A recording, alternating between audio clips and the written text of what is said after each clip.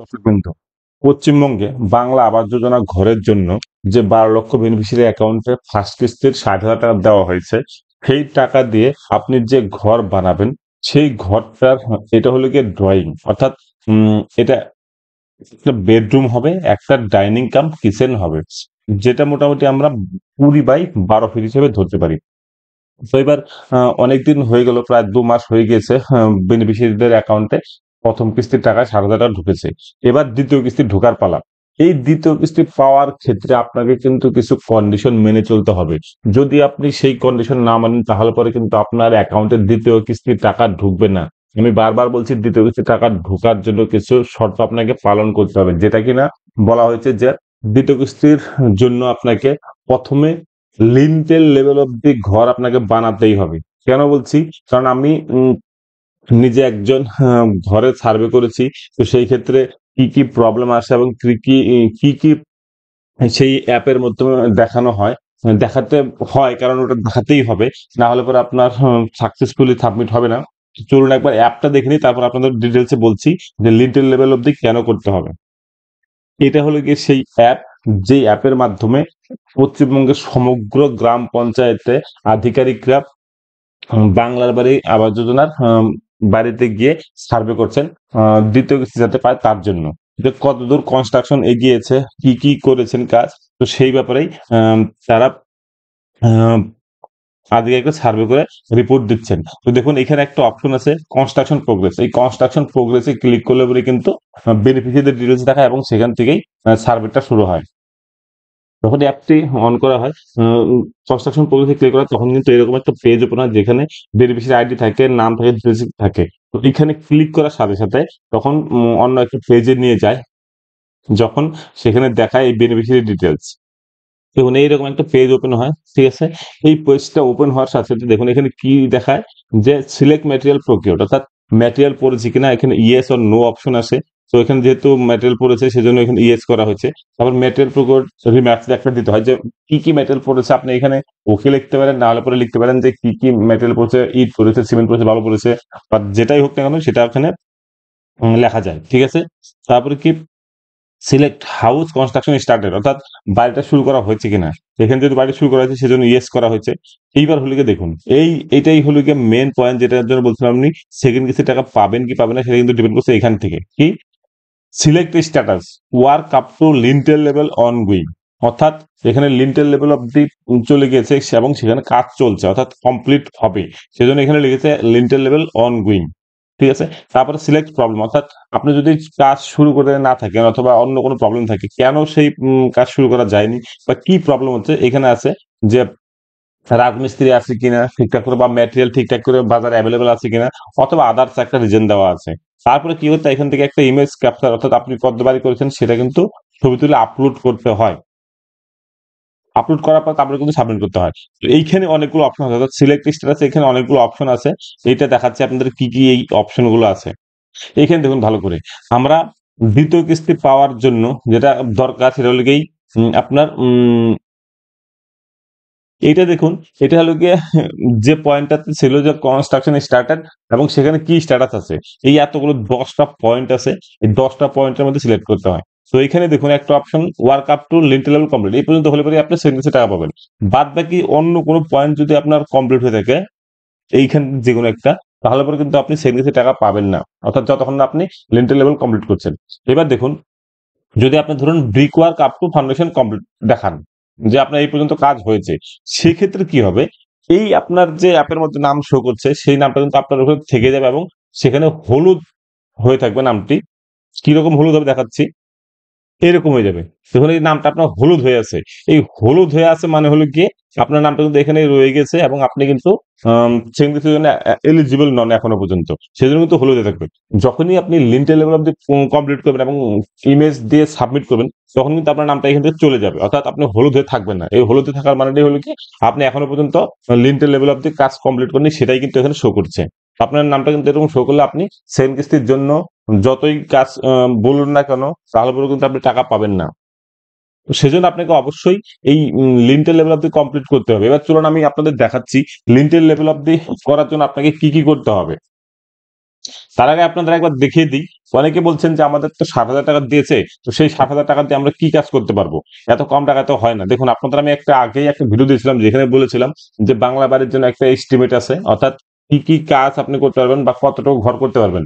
এবার ম্যাক্সিমাম যেটা প্রবলেম হয়েছে সেটা হলো গিয়ে, আপনার ধরা আছে 20 বাই 12 ফিটের একটা ঘর, যেখানে একটা বেডরুম থাকবে, একটা কিচেন কাম ডাইনিং রুম থাকবে।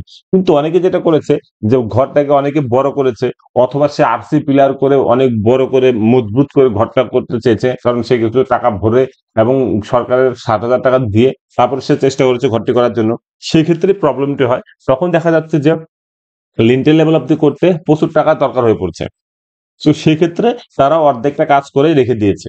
এই ক্ষেত্রে কিন্তু প্রবলেমটা হচ্ছে, কারণ এখানে দেখুন, সরকার একটা ঘর দিয়েছে, একটা মডেল, একটা এস্টিমেট আছে যেখানে আপনি ঘরটা ওই রকম ভাবে করতে হবে। তো এবার যদি আপনি নিজের ইচ্ছে মতো করে করেন, তাহলে পরে কিন্তু সেক্ষেত্রে সরকারের যে মডেল ছিল সেই অনুসারে আপনি করতে পারবেন না। এবার এখানে একটা এস্টিমেট দেওয়া ছিল অলরেডি, যে কত বস্তা সিমেন্ট দিতে হবে, কত ফাউন্ডেশন হবে, কি পাথর লাগবে, কত বালু লাগবে, সমস্ত কিছু কিন্তু এখানে দেওয়া ছিল, যেটা কিনা 1,20,000 টাকা লাগে এরকম ভাবে বানালে পরে। এটা হলো গিয়ে ফাউন্ডেশন লেভেল অব্দি, যেখানে আপনার ফাউন্ডেশনের কাজ চলছে এবং কিছু আরসি প্লেয়ার আপনি উঠিয়েছেন। এই ক্ষেত্রেও কিন্তু আপনি দ্বিতীয় কেসে টাকা পাওয়ার জন্য এলিজিবল নন, কারণ যেহেতু আপনি জাস্ট নিচে ফাউন্ডেশন করে ঢালাই করেছেন এবং আরসি প্লেয়ার উঠিয়েছেন, তো সেক্ষেত্রে কিন্তু আপনি টাকা পাবেন না। এখানে দেখুন, যেটা আপনি প্রথম পয়েন্ট হবে earth work excavation for foundation ongoing, অর্থাৎ ওটা আপনার অনগোয়িং ছিল। তো সেক্ষেত্রে কিন্তু আপনি যেহেতু লিন্টেল লেভেল অব্দি কাজ করেননি, সেক্ষেত্রে কিন্তু আপনার প্রবলেম হবে দ্বিতীয় কিস্তি টাকা পাওয়ার জন্য। তো চলুন আরো কিছু আপনাদের দেখিয়ে দিই মডেল, যে কতদূর আপনি কি করেছেন এবং কোনটাকে কি বলা হচ্ছে। এটাও কিন্তু আপনি ফাউন্ডেশন লেভেল অব্দি কমপ্লিট করছেন এবং উইন্ডো সিলের জায়গায় আপনি অনগোয়িং আছেন, সেজন্য কিন্তু আপনি এটাও সেকেন্ড কিস্তির জন্য এলিজিবল হবে না। তার মানে আপনার বাড়িতে আবার আধিকারিকরা ভিজিট করবে সার্ভে করার জন্য, আপনি কতদূর আবার কাজ করেছেন।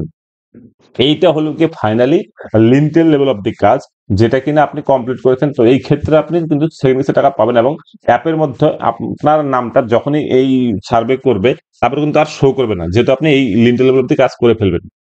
যতক্ষণ আপনি না করবেন, ততক্ষণ কিন্তু অ্যাপের মধ্যে আপনার নামটা হলুদ হয়ে থাকবে, আপনার শো দেখাবে যে আপনি কাজটি লিন্টেল লেভেল অব্দি কাজ কমপ্লিট করেননি। তো সেজন্য ইমিডিয়েটলি কাজটা করে ফেলুন, না হলে পরে আধিকারিক বারবার যাবেন এবং দেখবেন কি করেছেন। এখানে দেখুন, brick work up to window seal ongoing, যেটা আপনাকে দেখালাম আগে, বা কমপ্লিট হলে পরেও হবে না। এইটা কিন্তু আপনাকে এই উপরের লেভেল অব্দি করতে হবে। এটা দেখুন, একটা লিন্টেল লেভেল অব্দি কমপ্লিট, এই ক্ষেত্রেও সে দ্বিতীয় কিস্তির জন্য এলিজিবল হবে, কারণ সে ফুললি কমপ্লিট করেছে। এটাও একটা এটাও পাবে না, কারণ যেহেতু এটার উপরে বিম দেয়নি, অর্থাৎ এটা উইন্ডো সিল কমপ্লিট হয়েছে, সেজন্য সে পাবে না। তাকে আরেকটু কাজ করতে হবে লিটল অব্দি করার জন্য, অর্থাৎ বিম বানাতে হবে। ঠিক আছে? এটা যখন ফাউন্ডেশন কমপ্লিট হয়ে উইন্ডো সিল কমপ্লিট হওয়ার পথে, অর্থাৎ অনগোয়িং হচ্ছে, সেটা দেখাচ্ছে। তো সেক্ষেত্রেও সে এলিজিবল হবে না। এটা একটা উইন্ডো সিল কমপ্লিট করে সে লিন্টেল লেভেল অব্দি পৌঁছে গেছে, অর্থাৎ এটা একটা লিন্টেল লেভেল অব্দি এই পর্যন্ত আপনার ঘরটি করার কথা ছিল। আপনার যে প্রথম কিস্তির 60,000 টাকা পেয়েছেন সেই টাকা দিয়ে যদি আপনি এই লেভেল অব্দি করে না থাকেন, সেক্ষেত্রে কিন্তু আপনি প্রবলেমে পড়বেন, অর্থাৎ আপনার বাড়িতে বারবার আধিকারিক যেতে থাকবে। এটাও একটা লিন্টেল লেভেল অব্দি ফুল কমপ্লিট ঘর, যে কিনা দ্বিতীয় কিস্তি পাওয়ার জন্য একদম রেডি, কারণ সে যেটা গাইডলাইন ছিল সেই অনুসারে সে ঘরটি বানিয়েছে। ঠিক আছে? তো আপনাকে বারবার বলছি, আপনি লিন্টেল লেভেল অব্দি ঘরটি বানান। কারণ এখানে যে ১০টা পয়েন্ট ছিল, ১০টা পয়েন্টের মধ্যে আপনি কোন জায়গায় আছেন সেটা কিন্তু আধিকারিকরা দেখিয়ে দিয়েছে, অর্থাৎ এবং ছবিও আপলোড করেছে। সুতরাং ফাঁকি দেওয়ার কিন্তু জায়গা নেই। তো সেজন্য আপনাকে কমপ্লিট করতে হবে। অনেকেই আছে ৬০,০০০ টাকা পেয়েছে, কিন্তু সে ঘরটি কমপ্লিট করে ফেলেছে। যেহেতু তার কাছে ক্যাপাসিটি ছিল, তার কাছে কিছু টাকা ছিল, সে কমপ্লিট করেছে। সেক্ষেত্রেও কিন্তু সে এলিজিবল দ্বিতীয় কিস্তি পাওয়ার জন্য। যদি আপনি এরকম করে থাকেন, তাহলে পরে কিন্তু আপনি টাকা পাবেন। কোনো প্রবলেম হবে না সেক্ষেত্রে আপনার টাকা পাওয়ার ক্ষেত্রে। যদি করে থাকেন, কারণ সরকার চায় যে আপনি ১,২০,০০০ যে টাকাটা পাবেন, সেই টাকা দিয়ে ফুললি গভর্নমেন্ট যে চাচ্ছে ঘর বানাতে, সেই ঘরটা আপনি বানিয়েছেন কিনা। যদি না বানান, তাহলে পরে কিন্তু বারবার ভিজিট হবে এবং আপনাকে বারবার ইন্টিমেশন লেটারের সম্মুখীন হতে হবে।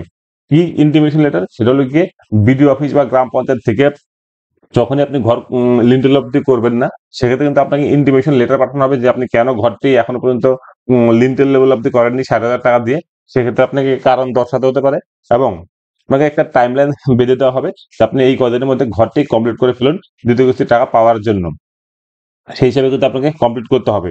এছাড়া আমরা অনেক ক্ষেত্রে দেখেছি, অনেকেই ঘর একদম শুরুই করেননি, সে বিভিন্ন ক্ষেত্রে অজুহাত দেখাচ্ছে যে আমি এই কারণের জন্য শুরু করতে পারিনি, যেটা কিনা ভ্যালিড পয়েন্ট নয়। তো সেক্ষেত্রে তাকে শোকজ করা হবে এবং তার টাকা রিফান্ডও করে নিতে পারেন।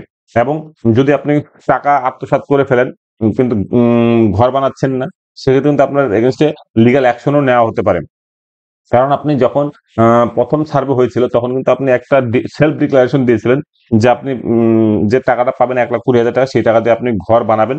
যদি আপনি ঘর না বানান তাহলে পরে আপনার এগেনস্টে লিগ্যাল অ্যাকশন নেওয়া হতে পারে, এই বলে আপনি একটা মুচলেখা দিয়েছিলেন। সেক্ষেত্রে কিন্তু আপনি আইনি জটিলতায় জড়াবেন, অথবা আপনার যে টাকা ঢুকবে সেটা কিন্তু আপনাকে রিফান্ড করতে হবে। কারণ গভর্নমেন্ট কিন্তু আপনাকে টাকা দিয়েছে অন্য কাজে ব্যবহার করার জন্য নয়, আপনাকে ঘরটি বানানোর জন্য। এবার আপনি একটু বাড়াতে পারেন, যা কিছু করতে পারেন, কিন্তু আপনাকে ঘরটি কমপ্লিট করতে হবে। এবার আপনি বড় করে ঘর বানাচ্ছেন কিন্তু বলছেন যে আমার টাকা শেষ হয়েছে, সে কথা কিন্তু গভর্নমেন্ট শুনবে না। গভর্নমেন্ট একটা মডেল দিয়েছিল যে 20 বাই 12 ফিটের একটা ঘর আপনাকে বানাতে হবে। যদি আপনি বড় করে বানান সেটা কিন্তু আপনার টোটালি রেসপন্সিবিলিটি আপনার নিজের, সেটা কিন্তু আপনার সরকারের কোনো দায়িত্ব নেই। তো আপনাকে উম অবশ্যই লিন্টেল লেভেল অব্দি ঘরটি বানাতে হবে। যদি আপনি এখনো না বানিয়ে থাকেন তাহলে অবশ্যই বানিয়ে নিন। কারণ আম জুন মাসে কিন্তু সেকেন্ড কিস্তির টাকা ঢোকার ভীষণ সম্ভাবনা রয়েছে। তো সেজন্য আপনি অনেকটা সময় পেয়ে যাবেন। এর মধ্যে আপনি ঘরটি যে করেই হোক কমপ্লিট করুন এবং আধিকারিকদের খবর দিন। তারা যেন এসে সার্ভে করে যায় এবং আপনি সেকেন্ড কিস্তি পাওয়ার জন্য যাতে উপযুক্ত হন সেটা কিন্তু তারা দেখবে। বন্ধুরা, যদি ভিডিওটি ভালো লাগে তাহলে অবশ্যই চ্যানেলটিকে সাবস্ক্রাইব করবেন এবং ভালো লাগলে লাইক, কমেন্ট, শেয়ার করতেও একদমই ভুলবেন না। এরকম ভিডিও পরবর্তীতে দেখার জন্য।